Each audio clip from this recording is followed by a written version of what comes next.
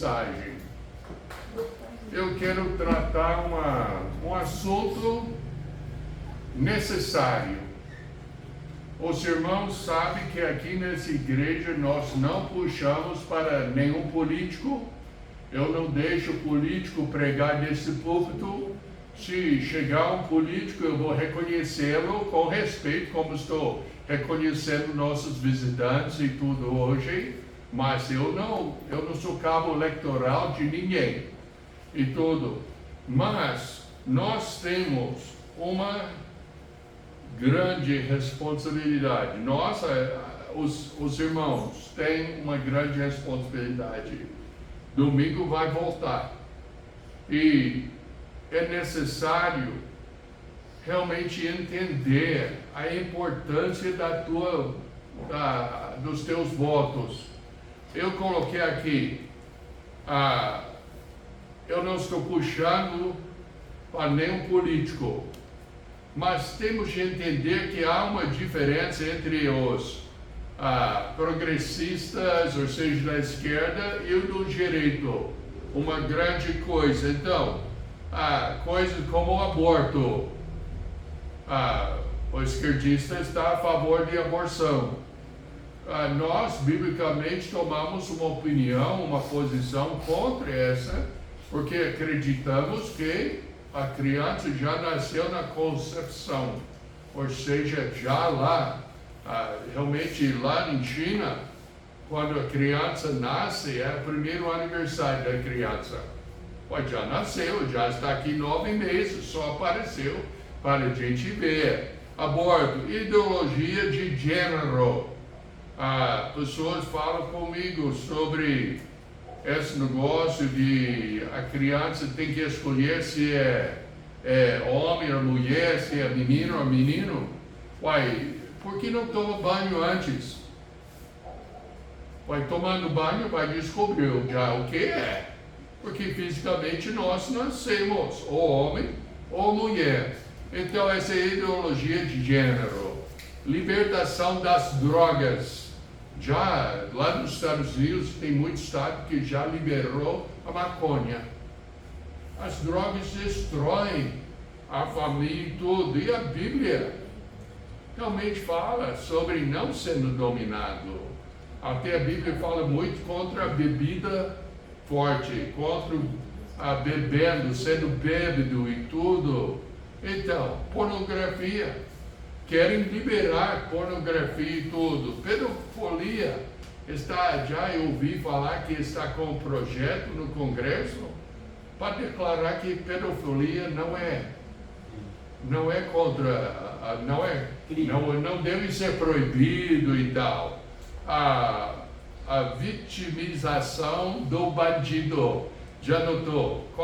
Eu aprendi aqui no Brasil que nós vivemos numa época em que o bandido está livre nas ruas e o cidadão está preso atrás dos seus próprios muros. Então, essa é a que os esquerdistas propõem. E queira ou não queira, eles vão propaganda disso. Bom, então, o que você tem que fazer? Tem que orar, tem de pesquisar o que tal e tal pessoa acredita sobre esses itens que eu acabei de falar. Tem de vigiar, porque você vai andar nas ruas, agora acabou, não é? Mas eu estava notando que tem tantos partidos, estava notando a foto do deputado fulano tal, candidato fulano tal, com quem ele apareceu. O esquerdista ou que chama do direito e tudo. Então, eu noto, tudo bem, então ele deve apoiar a mesma coisa daquela pessoa. Então, quando chega em casa, se tiver criança que já tem os santinhos e tudo, eu lembro meu filho guardava esses santinhos, eles iam batendo, se virassem, então eles ganhassem. Se não virassem, então foi para o outro. Essa brincadeira e tudo. Doía na minha mão só em ver eles fazendo isso. Tudo bem, vai olhar os santinhos e ver com quem eles estão apoiando, quem está apoiando eles. e vai dar uma boa ideia o que eles acreditam. Pode pesquisar na internet também, sabendo que a maior parte que vai pesquisar na internet é a propaganda deles. Então eles vão se apresentar no melhor. Mas pesquise, volte. Como eu achei essa no internet. Oi? Vote, faz votação, dona Suzana. Eu escrevi errado. Tudo bem. Então, deu para entender? Tá bom. Então,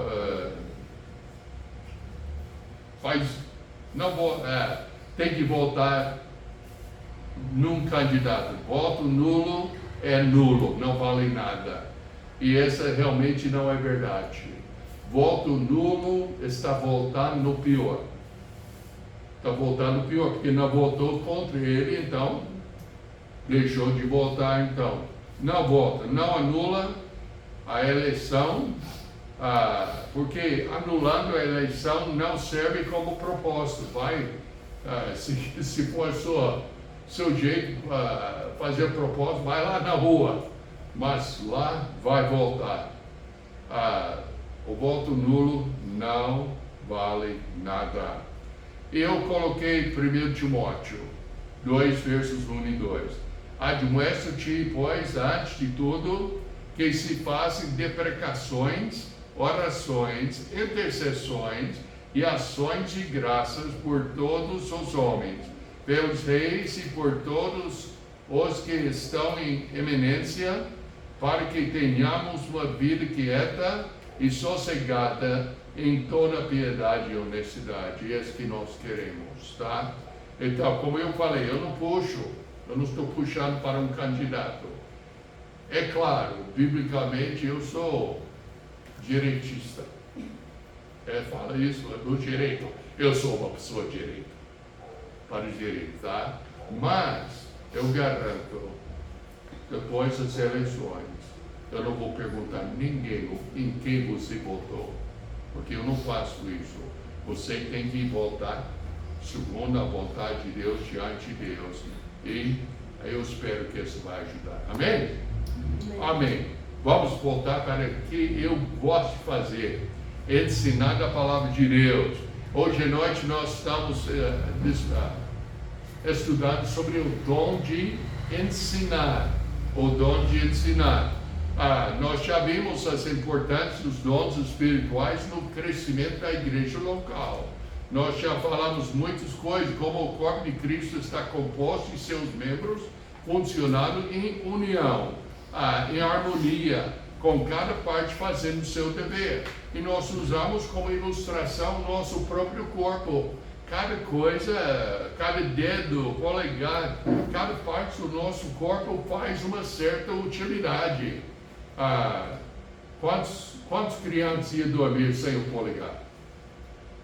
Não é para chupar o polegar antes de dormir e tudo. Serve como função, não é? Se não tivesse, como é que faz?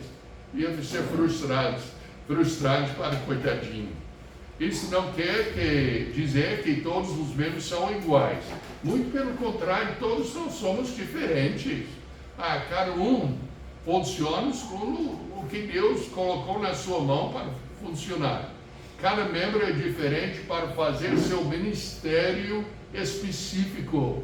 Tem pessoas que querem saber o seu dom, mas eles querem saber o seu dom só para saber e não para servir. Está errado. Nós temos de saber o dom, é bom, mas temos de trabalhar para o Senhor. Estamos continuando nosso estudo dos dons espirituais que estão operando hoje em dia. Já descobrimos nas últimas semanas que há muitas pessoas dizendo que têm os dons do Espírito Santo, enquanto na realidade não são os dons que a Bíblia diz ser operante hoje em dia. Tem dons específicos operando hoje. Paulo trata os dons em Romanos 12, abre nas suas Bíblias Romanos 12 e vamos ler versos 3 a 6. Romanos 12, versos 3 a 6. Já achou? Vamos ficar em pé, vamos ler a palavra de Deus. Porque pela graça que me é dado, digo a cada um dentre vós, que não pense de si mesmo além do que convém. Antes, pense com moderação, conforme a medida da fé que Deus repartiu a cada um. Porque assim como em um corpo temos muitos membros, e nem todos os membros têm a mesma operação, assim nós, que somos muitos, somos um só corpo em Cristo, mas individualmente somos membros uns dos outros. De modo que, tendo diferentes dons, segundo a graça que nos é dada, se é profecia, seja ela segundo a medida da fé. Se é misericórdia, ministério, seja em ministrar. Se é ensinar, a dedicação ao ensino. Ou o que exorta, use esse dom exortar. O que reparte, faça-o com liberalidade. O que preside, com cuidado. O que exercita misericórdia, com alegria. Vamos orar. Precioso Pai, abençoe o estudo hoje. Ajuda a gente a entender bem a Tua palavra sobre esse dom de ensinar e ajuda a gente cada pessoa ser produtiva na Tua obra, Pai. Abençoe em nome de Jesus, Senhor. Amém? Pode sentar-se. Verso 3. Porque pela graça que me é dado, digo a cada um dentre vós.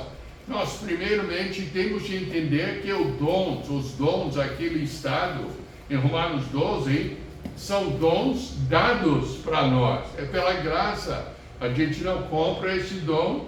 Até tinha um Simão, o feiticeiro, e no livro de Atos, que queria comprar os dons.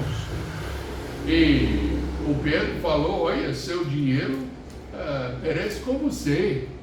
Vai ser perdido mesmo. Nós não podemos, é de graça. Deus deu conforme a sua própria vontade. Não pense em si mesmo além do que convém. Outro aviso, Paulo, eu já vi pessoas falando, eu tenho tal e tal dom, e parece que quando eles falam, eles crescem uns 3, 4 centímetros. Eu tenho isso e tal. Não é para isso. É para servir. Antes, pense com moderação, esse autocontrole, conforme a medida da fé que Deus repartiu a cada um. É Deus que dá. E nós temos de servir Deus por aquilo que Ele nos deu. Verso 4. Porque assim como em um corpo temos muitos membros, e nem todos os membros têm a mesma operação, assim nós que somos muitos, somos um só corpo em Cristo, mas individualmente somos membros uns dos outros. Pense sobre o seu próprio corpo. Qual parte você gostaria de não ter? Eu não estou falando da banha, não. Todos nós gostaríamos de perder a banha, não é? Mas qual parte do corpo você fala, não, mas eu não preciso disso. Quer ficar sem o nariz? Orelha? A unha? Quantas pessoas já arrancaram unha? Mas oi, o dois e tudo. Não, eu não quero perder nada, eu preciso de tudo. Tudo é necessário na igreja local. Verso 6, de modo que, tendo diferentes dons, segundo a graça que nos é dado, se a profecia seja ela segundo a medida da fé. Ou seja, eu tenho confiança no Senhor Jesus Cristo, Ele me deu esse dom, então eu vou operar segundo a fé que eu tenho nele. Os dons bíblicos compõem-se das características de Cristo reproduzidas pelo Espírito Santo no seu corpo espiritual, que é a igreja. É Cristo que fez, e Ele fez para que a gente serve o Senhor. Eu gostaria de ter cadeiras menos confortáveis. Pastor, viu? Menos confortáveis? Esse já não é muito confortável, não. Mas se fosse menos confortáveis, talvez teria mais gente querendo servir o Senhor. não é? Não ficaria sentado porque não convém e tal. Então, mas nós temos que aprender que os dons são para servir. Conforme que já aprendemos desses dons, são o que o Espírito Santo coloca para a edificação do corpo e não uma manifestação de poder ou espiritualidade. Eu já tinha pessoas me perguntam, você tem tal e tal dom, tem isso? Que foi? Uma senhora falou comigo uma vez, o senhor já recebeu a segunda graça? Eu falei, minha senhora, eu já recebi milhares de graças, eu não parei com a segunda, não. E ela tentou de explicar para mim, eu entendi sem dúvida o que ela estava querendo dizer, mas eu queria fazer o ponto, que pela graça sois salvos, pela graça eu tenho os dons que Deus me deu para servi-lo na igreja local. 1 Coríntios 14, 12 fala assim também, vós, como desejais dons espirituais, procurar abundar neles para o quê? Para a edificação da igreja. Edificação é o quê? Você coloca a ênfase na alicerce e depois você vai fazer as colunas e vai colocar a viga baldrame, vai encher com tijolo, vai deixar o espaço para as janelas, as portas e tudo, depois colocar a laje, o telhado, ou seja, madeiramento, telha e tudo, para ter um edifício bem forte, não é? Aqui em nossa igreja nós tentamos de fazer a mesma coisa, mas biblicamente. Ontem à noite eu e Dona Suzana fizemos 2 estudos bíblicos discipulados. Saímos de casa, eu nem lembro que horas, foi mais ou menos 2, 3 horas, e voltamos para casa, foi 11h30. Então, a gente coloca muita importância nesse discipulado básico para fazer uma construção bem forte em nossos cultos. Vai notar, hoje à noite estamos ensinando sobre os dons. Domingo, na escola dominical, eu estou ensinando sobre a oração Pai Nosso.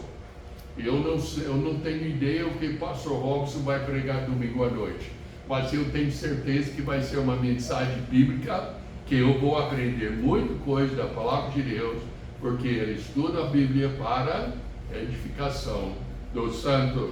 Essa é a filosofia bíblica da nossa igreja. Dons espirituais são capacidade dada por Deus aos que têm Cristo como seu único Salvador e para que possam servi-lo. Cada crente tem pelo menos um dom espiritual para ser útil no corpo de Cristo. Abre nas suas Bíblias 1 Pedro, capítulo 4.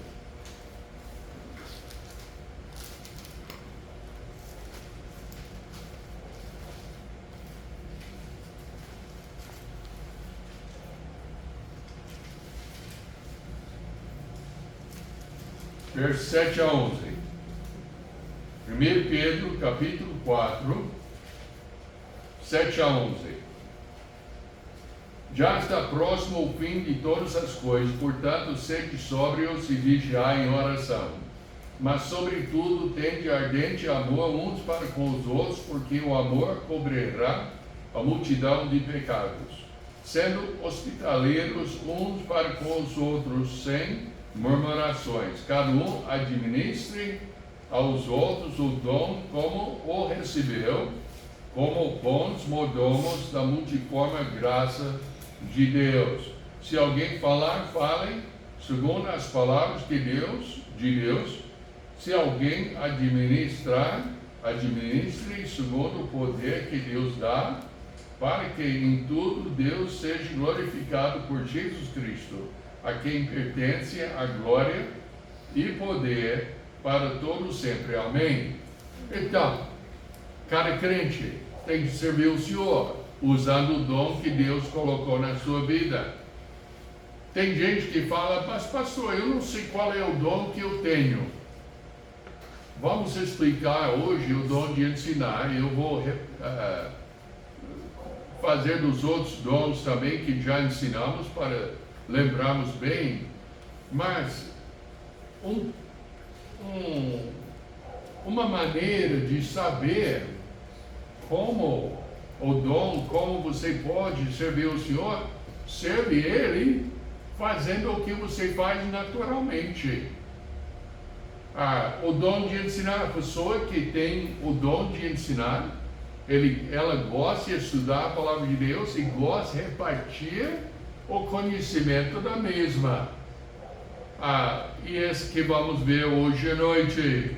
Vamos continuar nosso estudo dos dons espirituais que estão operando hoje em dia. Hoje estudaremos um dom pouco usado que no contexto está colocado depois do dom de profecia e o dom de ministério. Vamos estudar sobre o dom de ensino. E a palavra grega é didaskon. Didaskon. Nós temos uma palavra similar, não é? Na escola didática, não é? É o dom de ensinar. Nós já vimos que o dom de profecia, o profeta é que fala em nome de Deus, interpretando a palavra apostólica, explicando de tal modo que ela se torna clara e cheia de vida. A realização do profeta o seu maior prazer é persuadir as pessoas naquilo que está discorrendo. O perigo da pessoa que tem esse dom, ela pode ficar orgulhosa de sua retórica, achar que falar a grupos é mais importante do que a indivíduos, depender de seus próprios métodos e não do Espírito Santo para persuadir as pessoas. Essa é a pessoa que tem o dom de profecia. O dom de ministério, grego é diácono, aquele que usa este dom para ajudar e executar um serviço em prol ou em nome do seu Salvador. É idêntico ao dom de socorro. Quando nós chegamos a esse dom de socorro, eu quero até trazer uma mensagem sobre a filosofia de socorro. Quem vamos socorrer? Quem vamos ajudar e quem nós não vamos ajudar? Ajudantes, os que prestam assistência aos mais necessitados. A realização, o seu maior prazer é realmente ajudar os outros como se estivessem fazendo para o Senhor. O dom de ministério, o perigo é o quê? Orgulhar-se de suas obras e se magoar quando os outros aproveitarem de sua boa vontade. Não reconheceram a ajuda que ele dá e se ocupar demais com certas atividades. Então a pessoa fica machucada. A pessoa que tem o dom de ministério, ela quer por natureza servir. E serve bem. Mas às vezes, quando ninguém reconhece que ele está servindo ou critica a maneira que ele ou ela serviu, então fica chateado, fica machucado. Mas nós estamos tratando o dom de ensinar. O dom de ensinar é a capacidade de entregar as verdades da palavra de Deus. É o dom que Deus dá à pessoa para sentar com o novo convertido e o ensina com paciência e diligência. Esse é o dom de ensinar. Eu pessoalmente tenho dificuldade de saber qual é o dom maior que eu tenho. É entre profecia ou ensinar.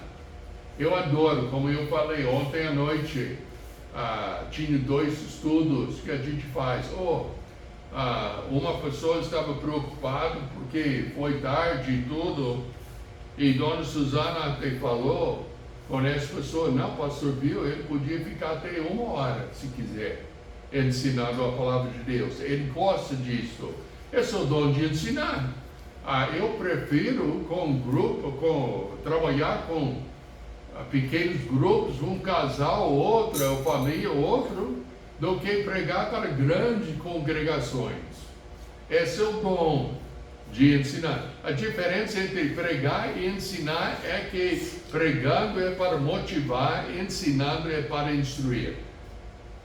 Pregando, motivar. Eu estou querendo motivar a nossa congregação para servir o Senhor usando os dons que Deus colocou na sua vida. É pregação. Mas ensinar é como? É o que eu estou fazendo hoje à noite. No Novo Testamento encontramos a palavra ginásio 95 vezes. Então é uma coisa muito importante. A ideia é que as pessoas com o dom de ensinar aplicam as Escrituras para a orientação da vida cristã. Tem também no Velho Testamento, em Deuteronômio 6, versos 5 a 7. Aqui tem na tela, realmente está na parede, não é? Mas pode ver lá. Ouve, Israel, o Senhor, nosso Deus, é o único Senhor. Amarás, pois, o Senhor, teu Deus, de todo o teu coração, de toda a tua alma e de todas as tuas forças, e essas palavras que hoje te ordeno estarão no seu coração, e as ensinarás a teus filhos, e delas falarás assentado em sua casa, e andando pelo caminho, e deitando-te e levantando-te. Deus quer que nós sejamos professores de nossas casas? Quer não? Ele quer. Quando nós devemos ensinar? O tempo todo. Não tem nenhum momento que não tem oportunidade para usar a situação ou responder às situações com a palavra de Deus. É nossa responsabilidade. Mas é claro, alguns têm o dom, mas todos nós temos a responsabilidade. A demonstração de Paulo em Romanos 12, 7 é que as pessoas com o dom de ensinar se coloquem ao serviço da congregação da igreja local, para o povo saber o que é certo e errado. Talvez nós podemos ter alguém em nossa congregação que tem o dom de ensinar, que deveria levantar-se e ensinar a palavra de Deus. No futuro, com a nossa congregação crescendo e tudo, vamos precisar outra sala de aula. Vamos precisar uma sala de aula para os jovens, para os casais, para os velhos. Quer dizer, as pessoas que têm mais de 15 anos, os velhos, não é? Para os velhos. Temos de ter uma sala de aula talvez para as senhoras, outro para os homens. Tem tanta oportunidade de ensinar a palavra de Deus, mas cada pessoa tem que atuar no seu dom. Então vai orando sobre isso.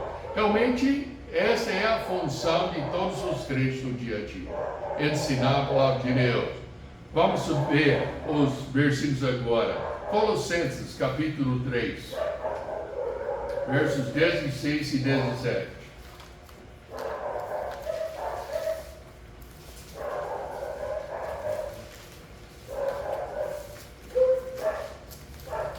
Diz assim a palavra de Deus, 16 e 17. A palavra de Cristo habita em vós abundantemente em toda sabedoria, ensinando-vos e admoestando-vos uns aos outros, com salmos, hinos e cânticos espirituais, cantando ao Senhor, com graça em vosso coração. E quanto fizerem por palavras, por obras, fazei tudo em nome do Senhor Jesus, dando por Ele graça a Deus Pai. Quantas pessoas têm a responsabilidade de ensinar? Falou uns aos outros. Então todos nós. 2 Timóteo, mais à frente, capítulo 2, verso 2 e 15. 2 Timóteo 2 fala: e o que de mim, entre muitos testemunhos ouvistes, confia-o a homens fiéis, que sejam idôneos para também ensinarem aos outros. E verso 15: Procura apresentar-te a Deus aprovado como obreiro que não tem de que se envergonhar, que maneja bem a palavra da verdade. É nossa responsabilidade. Cada pessoa aqui, tendo Cristo como Salvador, tem essa responsabilidade. Senhoras, tem muitas pessoas que falam, mas a senhora não pode ser pastora e tudo. Mas a Bíblia fala que a senhora tem uma certa responsabilidade. Vamos ler sobre as senhoras e os jovens. Até os jovens. Capítulo 2 de Tito, versos 1 a 6, fala: tu, porém, fala o que convém à sã doutrina. Os velhos, é nós homens, viu?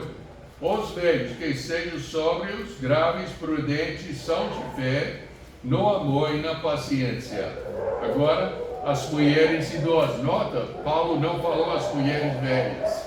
Essa é feia, mas a mulher idosa, mais dedicada.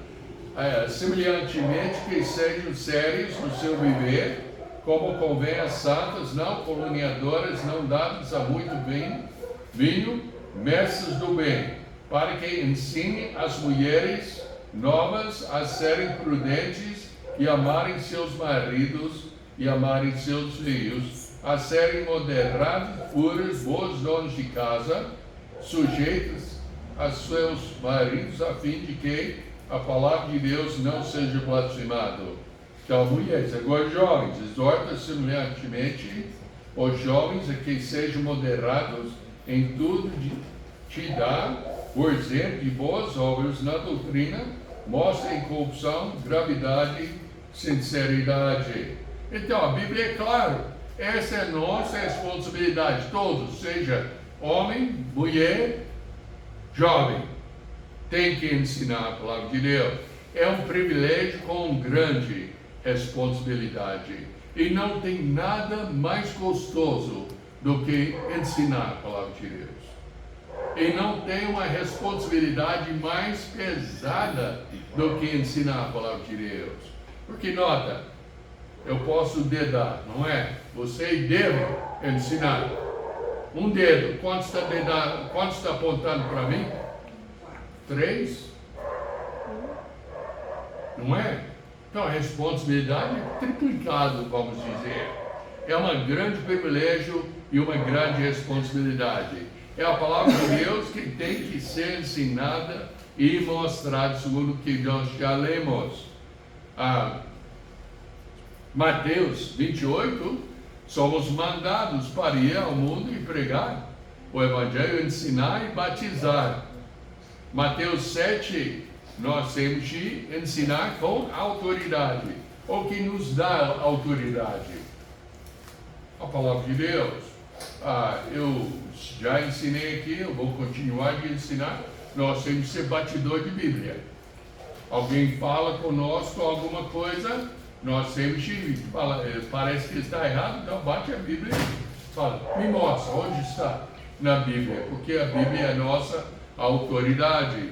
Mateus 5, 19, a pessoa que ensina é grande no reino de Deus.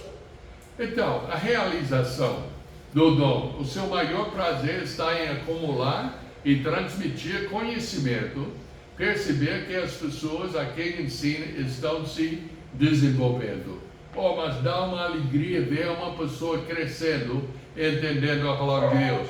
Perigo, orgulhar-se de seu conhecimento, ter a atitude de quem sabe tudo, sentir-se intimidado quando seu conhecimento é desafiado.